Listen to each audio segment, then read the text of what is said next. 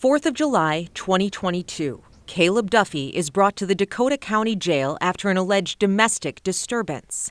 A day and a half later, he would leave barely alive. You see someone in distress, you help them.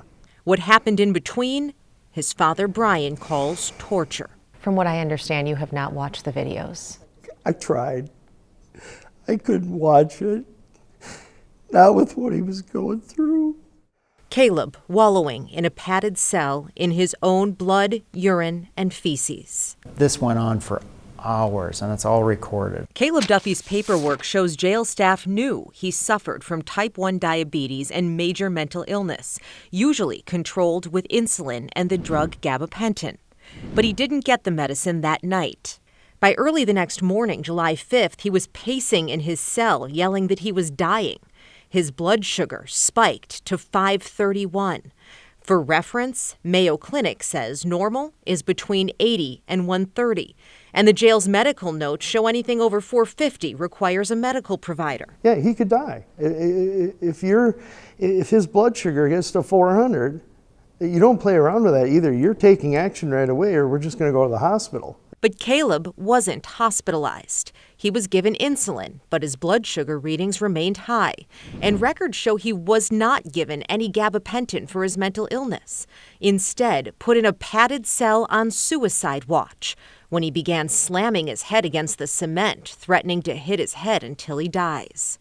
And over the next day, his condition would get even worse, vomiting repeatedly, slamming his head on the doors and walls.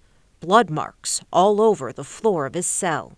Caleb's blood sugar would again soar to more than 500 and eventually was so elevated the glucose meter just read high. Just call 911. That's all they had to do. How they can be present and around something like that and not doing anything? What happened to him? We got the wrong people there. By the time jail staff did call for an ambulance a day later on July 6th, Caleb was in terrible shape. What was his condition when he arrived at the hospital? They told me he wasn't going to make it. He was going to die. In severe diabetic ketoacidosis with a blood glucose level over 1,000. He would survive, but only after days in a coma. So you can't just ignore that, and that's what they did. The family's lawyer, Ryan Vedelson, now suing Dakota County, its guards, and the jail medical provider Advanced Correctional Health Care, or ACH. The corrections officers and jail medical staff treated him as something less than human. In KARE 11's series, Cruel and Unusual, we revealed how another jail provider, Mend, ignored detainees' pleas for help, leading to serious injury or death. Dakota County replaced Mend with ACH, which claims to be the nation's largest correctional health care company. KARE 11 investigated and found ACH also has the contract with Anoka County Jail, where there were 3 recent inmate deaths, and at Itasca County Jail, where they're being sued in another inmate death.